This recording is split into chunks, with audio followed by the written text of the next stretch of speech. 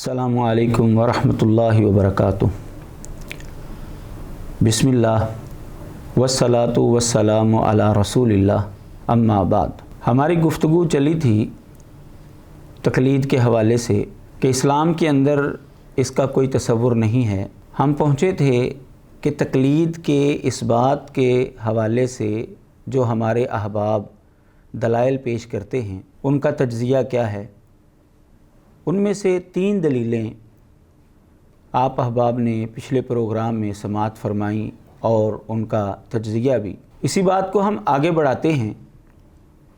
चौथी दलील जो उनकी तरफ से पेश की जाती है वो सूरत सजदा की आयत है, जिसमें अल्लाह तबारक व तआला फरमाते हैं वजअलना मिनहुम आइम्मतन यहदूना बिअमरिना लम्मा सबरू व कानू बिआयातिना यूकिनून। इस आयत से इस्तिदलाल किया जाता है कि जो लोग रहनुमाई करते हैं उनकी इक्तदा की जाएगी, उनकी पैरवी की जाएगी, तो यूँ तकलीद साबित करते हैं। जब हम इसकी हकीकत के अंदर जाते हैं, तफसील में गोताज़नी करते हैं, तो हमें पता चलता है कि ये इस्तिदलाल तकलीद के हवाले से बिल्कुल गलत है। पहला जवाब इसका ये है कि जो अहबाब ये इस्तिदलाल पेश कर रहे हैं कुरान मजीद की आयत पढ़कर, बज़ाते ख़ुद वो मुक़ल्लिद हैं, तकलीद कर रहे हैं, और पीछे ये तफसील के साथ बयान हो चुका बाकायदा हवाला जात के साथ कि जो शख्स तकलीद करता है उसे आलिम कहलवाने का कोई हक़ नहीं है और वो कुरान और हदीस से इस्तिदलाल नहीं कर सकता, क्योंकि ये तो मुज्तहिद का वजीफ़ा है। तो पहला जवाब ये है कि जो आदमी ख़ुद मुक़ल्लिद है वो इस आयत से इस्तिदलाल करने का अहल ही नहीं है, तो कैसे वो आयत करीमा को पेश करके अपना एक अमल साबित कर रहा है। ये तर्ज़ अमल बताता है कि बज़ाते ख़ुद वो ये समझ रहे हैं कि तकलीद का इस्लाम के अंदर कोई वजूद नहीं है, क्योंकि अगर तकलीद का वजूद होता तो वो कभी भी कुरान मजीद की आयत पेश ना करते, बल्कि मुक़ल्लिद के लिए तो इमाम का कौल ही हुज्जत होता है। दूसरा जवाब ये है कि जिस इमाम की तकलीद की तरफ दावत दी जा रही है और उसको कुरान मजीद की इस आयत से साबित करने की नाकाम कोशिश हो रही है, जब तक वो मुज्तहिद नहीं बने थे तो वो इस आयत पर कैसे अमल करते थे। अगर तो वो मुज्तहिद बनने से पहले ख़ुद मुक़ल्लिद थे और वो समझते थे कि कुरान मजीद की इस आयत से ये मसला साबित हो रहा है, तो फिर जिसने तकलीद की हो उसको तो ये हक़ ही हासिल नहीं है कि वो मुज्तहिद के दर्जे पर पहुँच पाए, क्योंकि मुक़ल्लिद आदमी आलिम नहीं होता। तो अगर इमाम साहब ने बज़ाते ख़ुद इस आयत के ऊपर अमल नहीं किया और वो किसी की तकलीद नहीं करते थे, तो इसका मतलब ये है कि कुरान मजीद की इस आयत से ये मसला अख़ज़ होता ही नहीं है जो हमारे दोस्त बयान करने की कोशिश कर रहे हैं। तीसरा जवाब ये है कि सहाबा और ताबीन और खैरुल कुरून इस आयत के ऊपर कैसे अमल करते थे। क्या वो तकलीद करते थे किसी की? तो अगर वो तकलीद नहीं करते थे तो फिर इस आयत से ये मसला कैसे अख़ज़ हो रहा है? क्या वो सारे के सारे लोग इस आयत की मुखालफत कर रहे थे? मालूम हुआ कि इस आयत से ये मसला अख़ज़ नहीं होता, वगरना खैरुल कुरून के अंदर सहाबा और ताबीन के अंदर भी तकलीद पाई जाती और उनके अंदर तो तकलीद नहीं थी, जैसा कि पीछे हवाला गुज़र चुका है। चौथा जवाब ये है कि इस आयत के अंदर अल्लाह तबारक व तआला ने फरमाया है कि वो आइम्मा जो हैं यहदूना बि अमरिना, अल्लाह तबारक व तआला के हुक्म के मुताबिक रहनुमाई करते हैं। तो जब वो अल्लाह तबारक व तआला के हुक्म के मुताबिक रहनुमाई करते हैं तो वो ज़ाहिर है कुरान और हदीस की रहनुमाई कर रहे हैं। वो अपने क़ियास और राय की तरफ तो नहीं किसी को दावत दे रहे, और ये तो तकलीद नहीं होती कुरान और हदीस की दावत देना किसी को, क्योंकि अल्लाह तबारक व तआला का हुक्म कुरान और हदीस है। किसी शख्स का ज़ाती क़ियास, ज़ाती राय वो अल्लाह तबारक व तआला का हुक्म नहीं है। तो इस आयत से हरगिज़ तकलीद साबित नहीं होती। पांचवा जवाब ये है कि इस आयत के मुताबिक دور حاضر کے اندر اللہ تبارک و تعالیٰ کے حکم کے مطابق جو رہنمائی کرتے ہیں وہ موجودہ علماء ہیں۔ تو اگر اس آیت سے تقلید اخذ ہوتی ہے تو پھر موجودہ علماء کی تقلید کرنی چاہیے، کیونکہ دور حاضر کے اندر جس کو کسی مسئلے کے پوچھنے کی ضرورت پڑتی ہے تو وہ زندہ عالم دین کے پاس جاتا ہے، وہ اس سے پوچھتا ہے قرآن اور حدیث کے اندر یہ مسئلہ کیسے ہے، اور وہ اس کی رہنمائی کرتا ہے، پھر تو تقلید ان کی ہونی چاہیے۔ جبکہ کوئی بھی اہل علم ان حضرات میں سے اس بات کا قائل نہیں ہے کہ ان کی تقلید ہو۔ اس کا مطلب یہ ہے کہ بذات خود وہ بالفاظ دیگر تسلیم کر رہے ہیں کہ اس آیت کا تعلق تقلید کے ساتھ نہیں ہے۔ پانچویں دلیل جو ان احباب کی جانب سے پیش کی جاتی ہے سورۃ الملک کی آیت ہے کہ جہنمی جب جہنم کے اندر چلے جائیں گے تو وہ جواب دیں گے لو کننا نسمع او نعقل ما کننا فی اصحاب السعیر،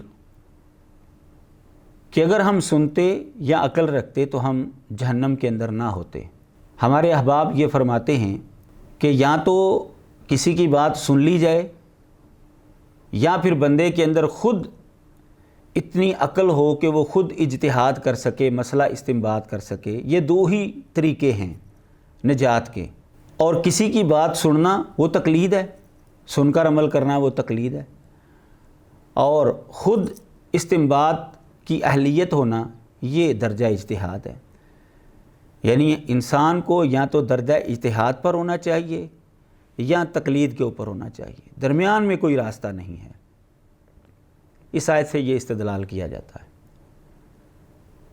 اس کا بھی پہلا جواب وہی ہے کہ یہ ہمارے اہل علم دوست جو اس آیت سے استدلال کر رہے ہیں بذات خود وہ مقلد ہیں، مجتہد نہیں ہیں، تو مقلد کو تو یہ حق ہی حاصل نہیں ہے کہ وہ استدلال کر سکے قرآن سے یا حدیث سے۔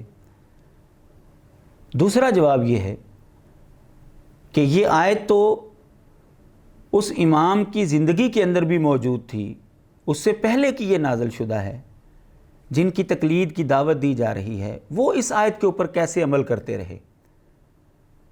کیا وہ بھی کسی کی تقلید کرتے تھے؟ اگر تقلید کرتے تھے تو وہ مجتہد کیسے بن گئے؟ اور اگر وہ تقلید نہیں کرتے تھے تو دو ہی نتیجے نکل سکتے ہیں، یا تو یہ کہنا پڑے گا کہ وہ امام صاحب قرآن مجید کے اوپر عمل پیرا نہیں تھے، یا پھر یہ کہنا پڑے گا کہ قرآن مجید کی اس آیت سے یہ مسئلہ اخذ ہوتا ہی نہیں جو ہمارے دوست بیان کر رہے ہیں۔ تیسرا جواب، خیر القرون کے اندر صحابہ اور تابعین کے دور کے اندر اس آیت پر کیسے عمل ہوتا تھا؟ کیا وہ کس کی تقلید کرتے تھے؟ کیا وہ کسی کی تقلید کرتے تھے؟ ہرگز نہیں تقلید کرتے تھے۔ وہ تو قرآن اور حدیث کی پیروی کرتے تھے اور لوگوں کو بھی قرآن اور حدیث کی ہی دعوت دیتے تھے۔ معلوم ہوا کہ اس آیت سے یہ مسئلہ اخذ نہیں ہو رہا۔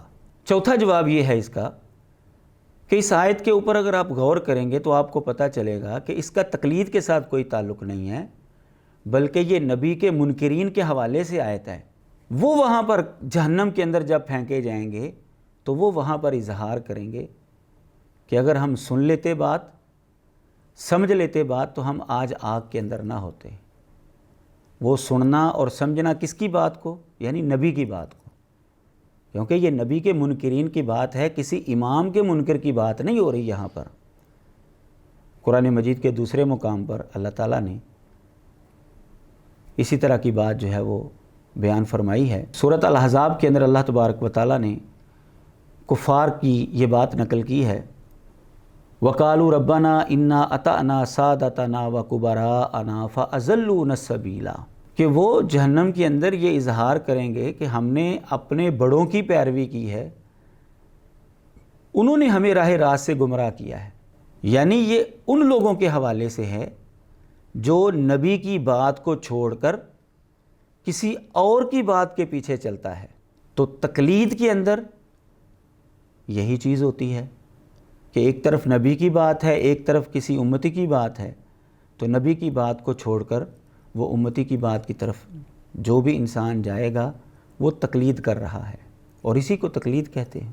تو یہ بات معلوم ہوئی کہ قرآن مجید کی یہ آیت کریمہ تقلید کے اس بات کے حوالے سے نہیں ہے، بلکہ یہ نبی کے منکرین کے حوالے سے ہے۔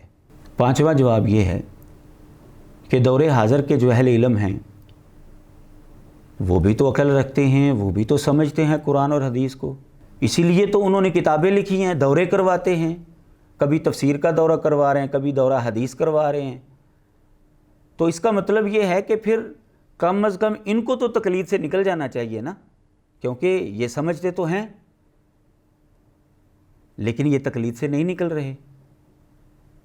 اگر اس آیت کا یہی مفہوم ہے تو پھر ان اہل علم کو تقلید چھوڑ دینی چاہیے، جبکہ یہ چھوڑنے پر تیار نہیں ہیں۔ معلوم ہوا کہ اس آیت کا تقلید کے ساتھ کوئی تعلق نہیں ہے۔ چھٹی دلیل ہمارے ان دوستوں کی طرف سے جو پیش کی جاتی ہے سورہ نساء کی ہے۔ جنگ کی افواہ کے متعلق اگر کوئی خبر آ جائے تو خام خواہ لوگوں کو ڈرانا نہیں چاہیے، بلکہ جو ذمہ داران ہیں ان تک بات پہنچائیں، وہ اگر مناسب سمجھیں تو وہ لوگوں کو بتا دیں، نہ مناسب سمجھیں تو نہ بتائیں۔ یہ مسئلہ بیان ہو رہا ہے سورہ نساء کے اندر۔ اللہ تعالیٰ نے اس کے حوالے سے فرمایا وَلَوْ رَدُّوهُ إِلَى الرَّسُولِ وَإِلَىٰ أُولِي الْأَمْرِ مِنْهُمْ لَعَلِمَهُ الَّذِينَ يَسْتَنبِطُونَهُ مِنْهُمْ۔ ہمارے دوست یہ کہتے ہیں کہ جو لوگ استنباط کی اہلیت نہیں رکھتے وہ کیا کریں گے؟ وہ ایسے لوگوں کی طرف بات کو پلٹائیں گے جو استنباط کی اہلیت رکھتے ہیں، اور یہی تقلید ہے، ان کی بات مانیں گے وہ۔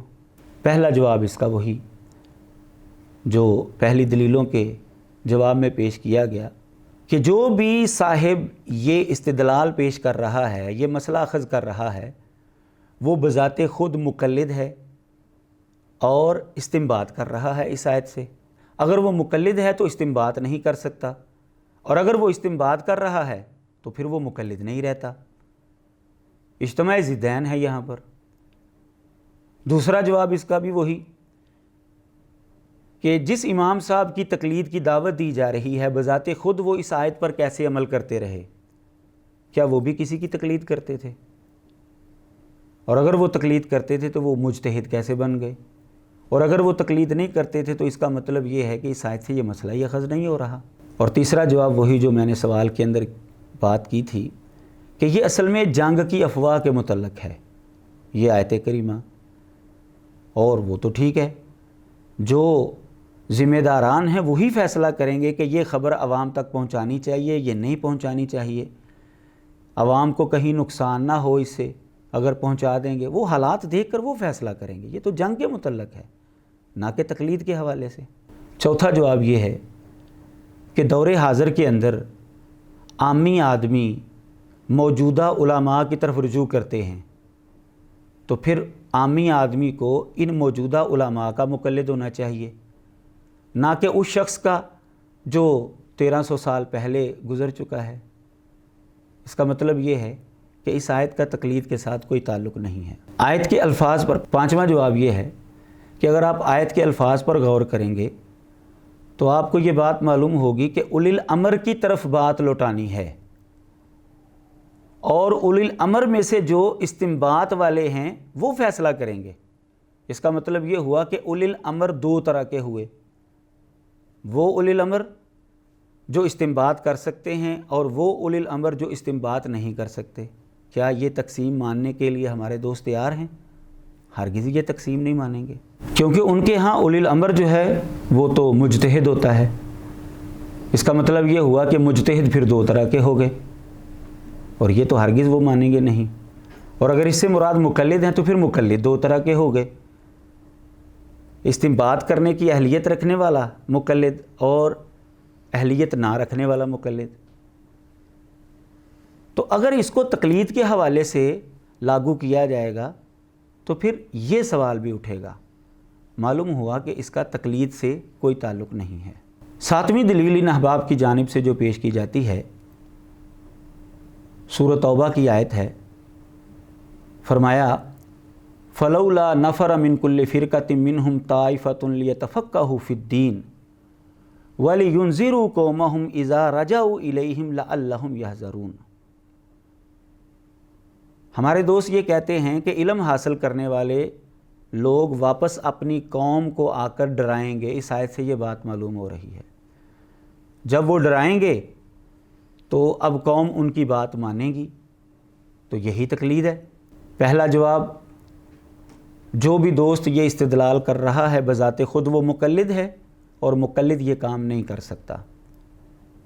دوسرا جواب، جس امام کی تقلید کی دعوت دی جا رہی ہے وہ امام صاحب اس آیت پر کیسے عمل کرتے رہے۔ تیسرا جواب کہ دور حاضر کے علماء وہ بھی علم سیکھ کر اپنی اپنی قوم کو اپنے اپنے علاقے میں جا کر ڈراتے ہیں، اللہ کی باتیں پہنچاتے ہیں، تو پھر ان عوام کو حنفی، شافی، حنبلی، مالکی نہیں ہونا چاہیے، بلکہ دور حاضر کے علماء کا مقلد ہونا چاہیے، کیونکہ ڈرانے والے تو یہ ہیں اپنی قوم کو، نہ کہ امام صاحب آ کر ڈرا رہے ہیں ان کو۔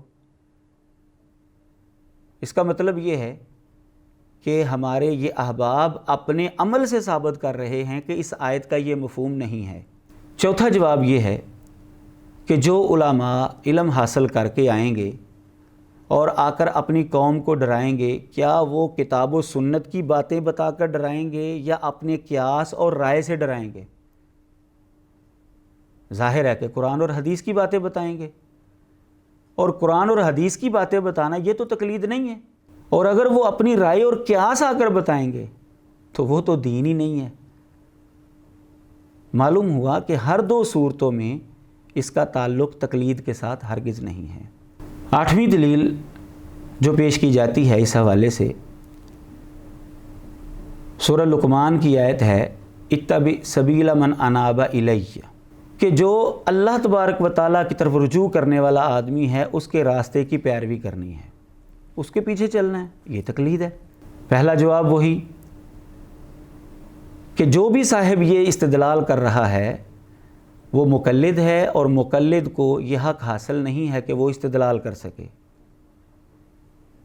یہ تو مجتہد کا کام ہے۔